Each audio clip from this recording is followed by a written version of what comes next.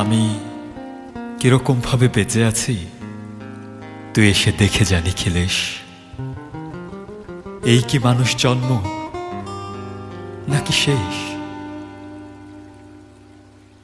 পুরোহিত কঙ্কালের পাশা খেলা, প্রতি সন্ধ্যাবেলা আমার বুকের মধ্যে হাওয়া ঘুরে ওঠে। হৃদয়কে অবহেলা করে রক্ত।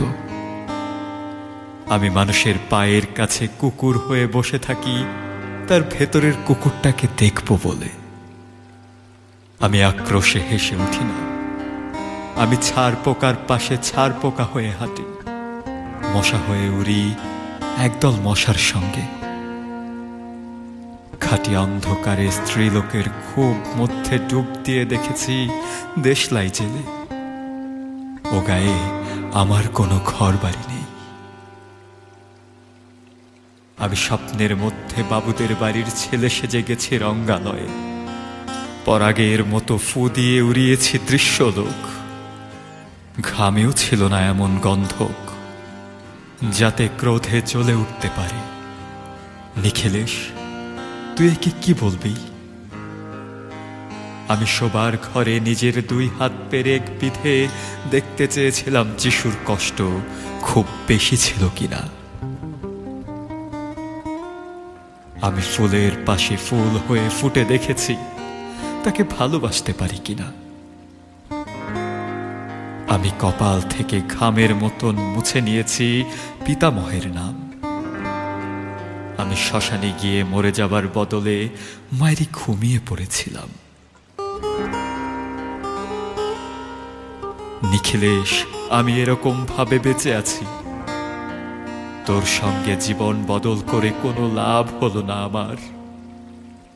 একই নদীর তরঙ্গে ছেলেবেলার মতো ডুব সাঁতার, অথবা চশমা বদলের মতো কয়েক মিনিট আলোড়ন, অথবা গভীর রাত্রে সঙ্গম নিরত দম্পতির পাশে শুয়ে পুনরায় জন্ম ভিক্ষা। কেননা সময় নেই। আমার ঘরের দেয়ালের চুন ভাঙা দাগটিও বড় প্রিয়। মৃত গাছটির পাশে উত্তরের হাওয়ায় কিছুটা মায়া লেগে আছে। ভুল নাম, ভুল স্বপ্ন থেকে বাইরে এসে দেখি উই পোকায় খেয়ে গেছে চিঠির বান্ডিল।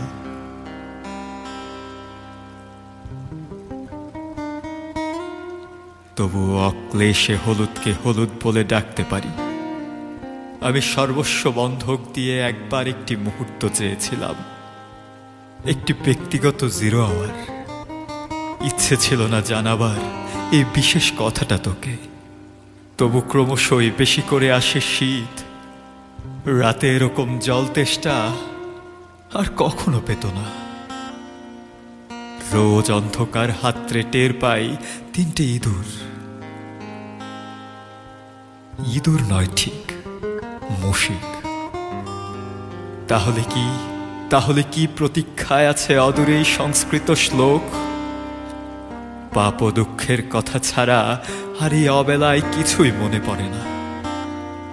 আমার পূজা ও নারী হত্যার ভেতরে বেজে ওঠে সাইরেন। নিজের দুহাত যখন নিজের ইচ্ছে মতো কাজ করে তখন মনে হয় ওরা সত্যিকারের। আজকাল আমার নিজের চোখ দুটো মনে হয় এক পলক সত্যি চোখ। এরকম সত্য পৃথিবীতে খুব বেশি নেই আর, খুব বেশি নেই আর।